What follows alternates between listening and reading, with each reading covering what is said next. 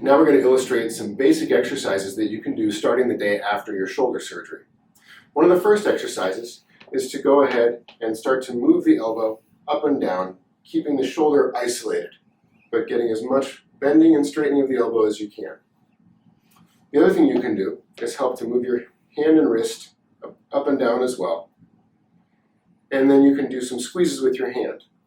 All of these exercises are really designed to help minimize pain, minimize swelling, and help maintain motion of your other joints as you heal from your shoulder surgery.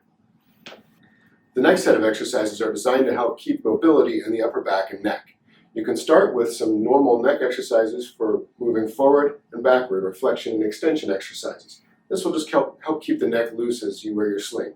Also, you can go side to side, tipping one ear down to the shoulder on each side. And then rotation will help maintain normal motion in the neck as well. One of the important exercises after a shoulder surgery is to maintain motion of your shoulder blades or scapula.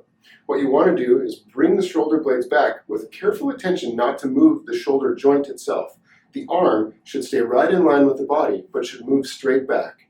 One also wants to make sure that you're not lifting the shoulders up, but instead trying to bring them straight back, trying to think about pinching them together in the back.